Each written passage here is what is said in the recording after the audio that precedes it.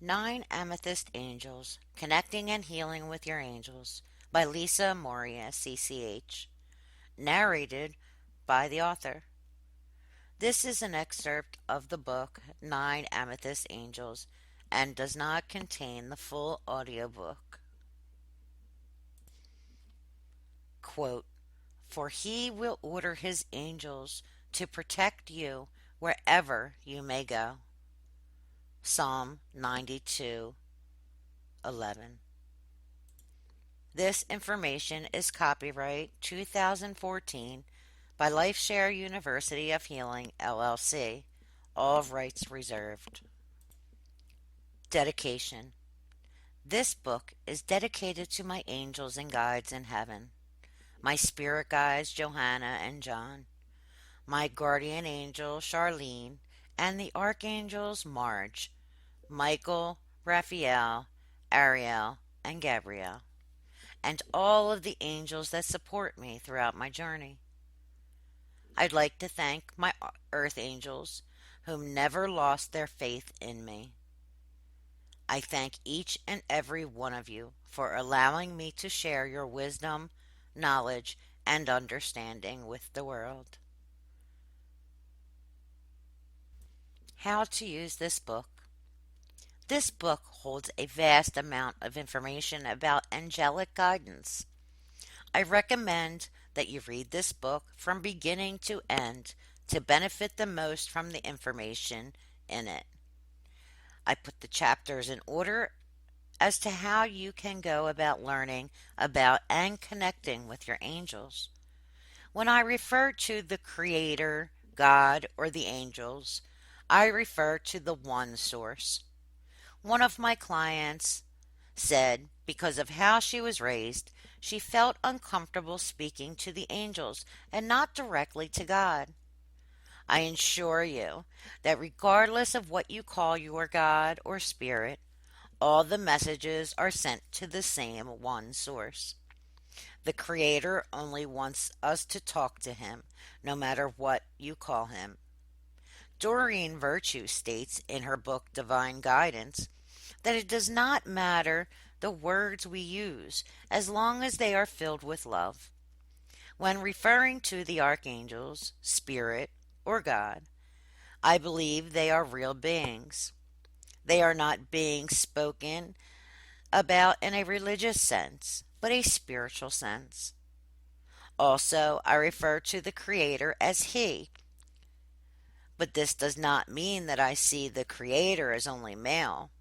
I believe that the Creator is androgynous, which is both male and female energy. I welcome you to take your beliefs and substitute whatever words or feelings that are true to your own heart and what makes you feel comfortable, as I am a true believer and supporter of oneness. Introduction. It all began with my fascination of gemstones. The energy that warmed the palm of my hand when I held a natural amethyst crystal point healed me. I escaped into worlds unbeknownst to me. When the light sparkled from the crystal quartz, I was able to escape into a world that I always felt I belonged.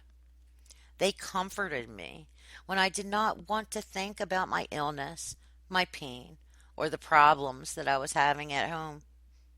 I felt deserted by my human friends and my human family when I was diagnosed with reflex sympathetic dystrophy, also known as complex regional pain syndrome, and fibromyalgia, which left me unable to walk. I could no longer do the same things I used to do. All the phone calls stopped. The visits stopped. I felt so alone, but little did I know that I was far from alone. The crystals became my best friends. They were literally a rock that I could lean on. I felt there was much more inside these so called rocks, as some people refer to them. They're much more than just a rock. They are information holding time machines. I always loved visiting Space E6 at the Berlin Farmers Market in New Jersey, where they sold all types of rough and tumbled stones. The owners there were Deb and Peter, and every weekend they set up a table with many different crystals formed in the shape of a pentacle. One day at Deb and Peter's crystals, 9 amethyst crystal points caught my eye as they sparkled and shimmered at me with the reflection of the sunlight. It was a sunny day, so I picked up the crystals that directly attracted me and held them up to the shining sun. You could see the outline of angels. Well, at least Peter, Deb, and I could see them. I said to Peter, Peter, can you come here and look at this? He stepped from behind the table of crystals and into the sun beside me.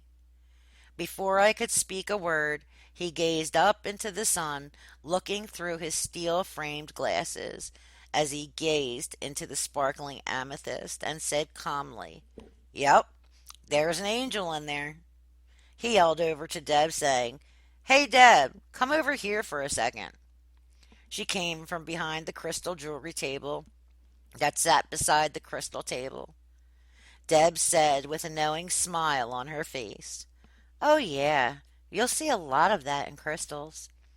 I always go through them feeling their energy before I sell them and keep the ones that I want, as she giggled. I did not fully understand what she meant at that time. I knew crystals held energy, but I had no idea what the 9 amethysts were about to bring into my life. The 9 amethysts.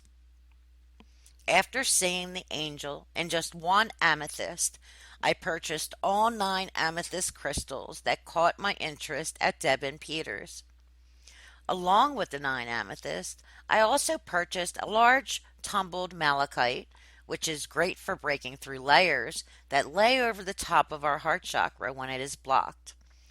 A natural crystal quartz point, which is an excellent master healer for anything. A natural rose quartz, which is excellent for love, romance, or any type of relationship issue, including self love. And a large tumbled snowflake obsidian, which is great for protecting your aura from negative energy. I had a much stronger connection to these crystals compared to the other crystals that I had purchased in the past. Not that the previous energy was negative, it just felt different, as if they were meant for me. I took them home, cleansed them over herbal sage smoke, and started to take photographs of the crystals as I always did.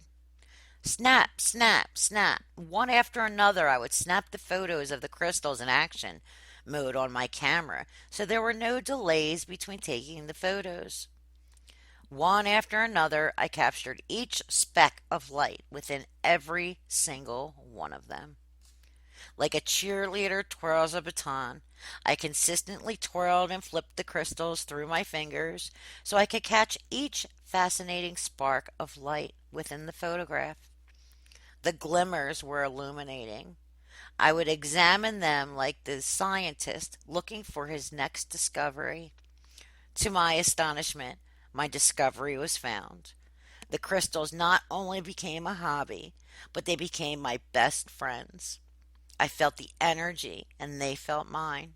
I connected to them, and they connected to me. It was like they knew what I needed.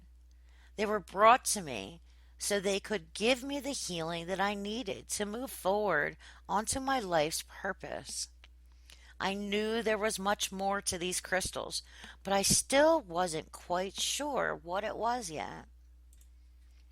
Crystals with lions and tigers and bears. Oh, why? One day, I was taking pictures of an amethyst gemstone. I was twirling and flipping the crystal through my fingers, and the crystal started to take a different shape through the camera lenses. It started to get a bright light shadow around the edge. At first, I thought it was the camera and kept peeking over top of the lens to make sure I wasn't losing my mind and hallucinating. I realized I was not hallucinating, and continued to take photos, just snapping away. I saw the crystal continue to take shape. They were shape shifting into different animal figures. First, it was a wolf. Again, I moved the camera away from my face to be sure I wasn't hallucinating. There was no one else in the room with me as I spoke out loud. If I am going crazy, everyone else is going to go crazy with me. I am not going to stop taking these pictures. And so I kept snapping photos one after another, and the crystal continued to change into different animals. It was then a frog, a rhinoceros, a dog, an elephant, a turtle, a rabbit, and then a bear. I was in total awe. Eventually, after snapping many pictures, the amethyst crystal stopped shape shifting. I excitedly ran over to my computer with the memory card from my camera and began downloading them to my hard drive on my computer. The photos showed up on my monitor, and there were the animal shapes. I thought to myself, Yippee, I'm not crazy. So I yelled for my mother, my son, and his friend. I asked them if they saw the same animal shapes in the photos that I did. Because of my psychic abilities, I didn't know if they would see exactly what I saw, but I was hoping that their minds were open enough to see a little bit of what was there. My mother was able to see the shapes of the animals. My son's friend could see parts of the shapes, and my son was not able to see any of them at the time. I was so happy that they confirmed the animal shapes. This brought me to a whole new world and a whole new journey in my life. I began to draw what I was seeing inside the crystals. I would take a still image of the crystal so I could zoom into it and meditate on the still photo. I then would focus my mind, call in spirit to aid me, and bam, it started to shapeshift into these different scenes, times, realities, and realms. There was a different scene in every crystal I looked into. I was amazed at what I was able to see.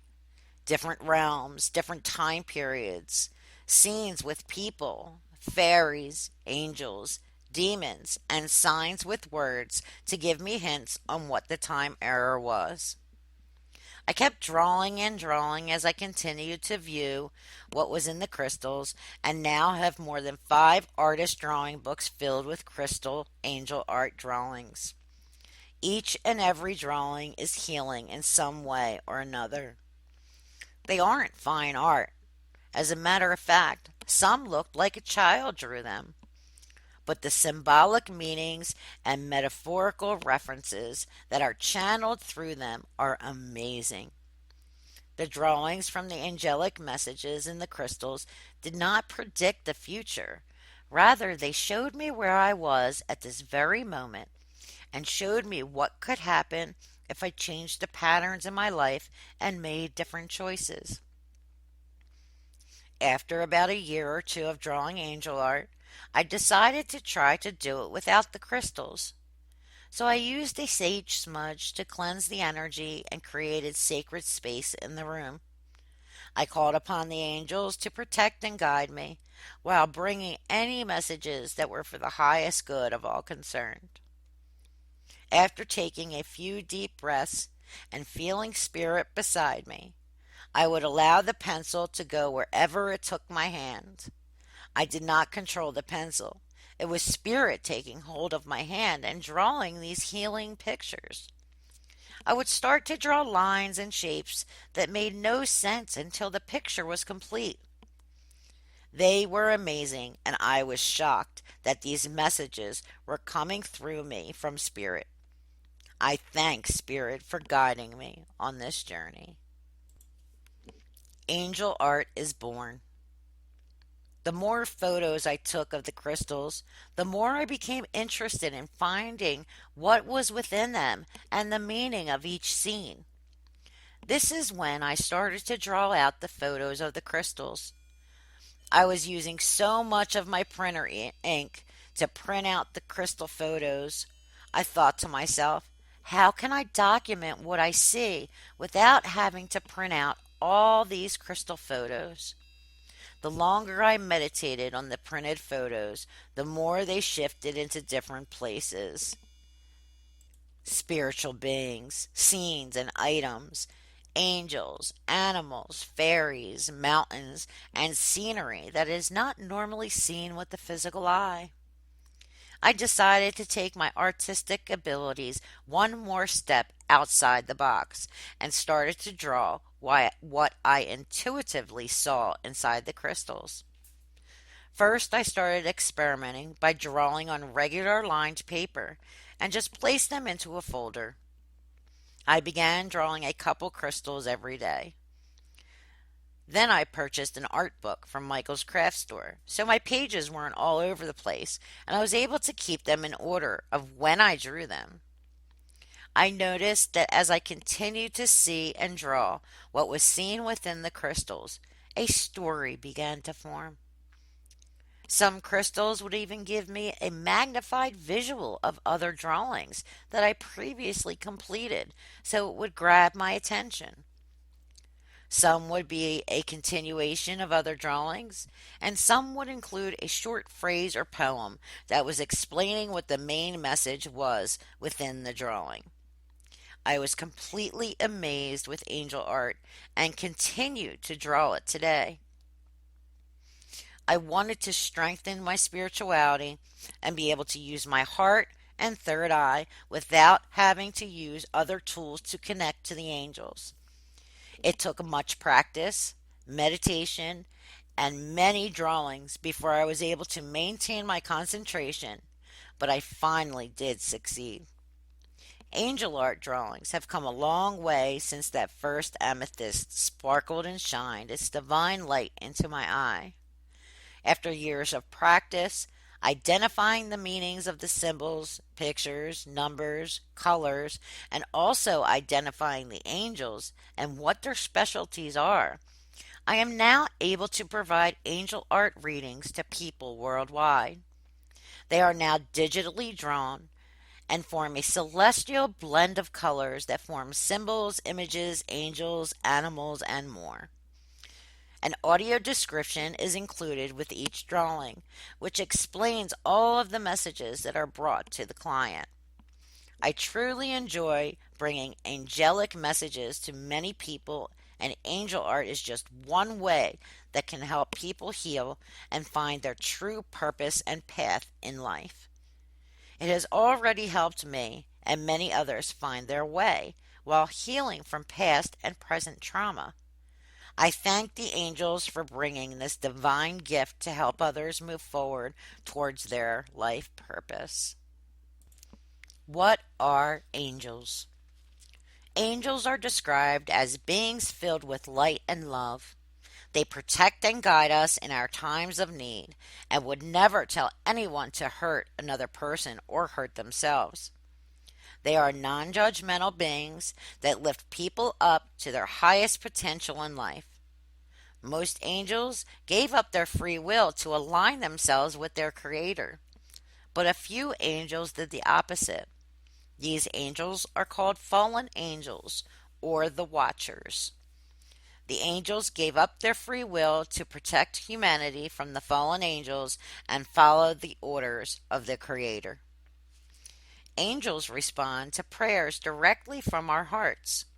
You can call on angels by speaking, thinking, writing, or visualizing. People that continuously communicate with angels seem to have a greater sense of overall well-being. To describe how the angels connect us to the energies of the Creator, I'm going to use the metaphor of the World Wide Web and a computer. We are the computer, the angels are the World Wide Web, and the wires or the wireless signals are the energy. To connect to the World Wide Web, which are the angels, from our computers, which is humanity, we must have an internet connection which includes some type of signal, cable, or telephone wire, which is the energy. This means an open line that is connecting us to the World Wide Web. Now, think about if that wire had a clamp in the middle of it. If the wire was clamped or not plugged into our computers, the signal would stop flowing to our computers from the World Wide Web. So, what would we do? We would remove the clamp and plug it back in, right? Well, we must do the same with our own energy. We must, if any, remove the clamps or blocks within our energy field, which is our chakras, from any of what I call schmegma or residue that is lying within our wires and blocking the energy that connects us with our angels. I've included some prayers for you below. You can use them to remove spiritual blocks that may be stopping you from connecting with your angels. You can recite the prayer below anytime you feel the need. I also have included an exercise that you could do at the end of this book that can help you clear away any negative in your life. The poem, Removing Energetic Blocks. I remove the blocks that stand between and lift the veils to the divine unseen. I'll take the walk, my slate be cleaned. Now let's move forward to fill the Creator's dreams.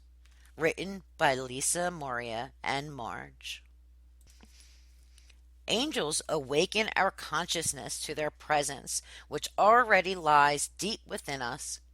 They are emanating beings that can heal while bringing joy and happiness to our lives, even when we may be experiencing struggles.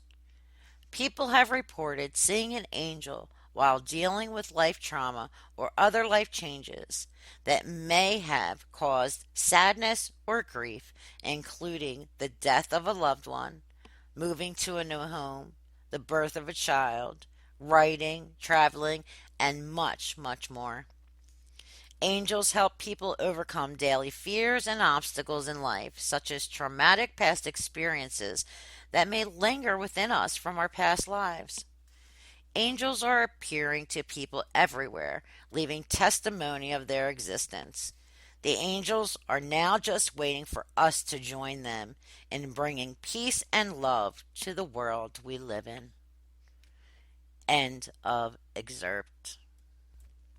If you would like to purchase a copy of this book, 9 Amethyst Angels, Connecting and Healing with Angels by Lisa Moria, please visit our website at www.createspace.com/4858454. That's www.createspace.com/4858454. We thank you for listening, and please share this with your friends, family, and coworkers. Namaste.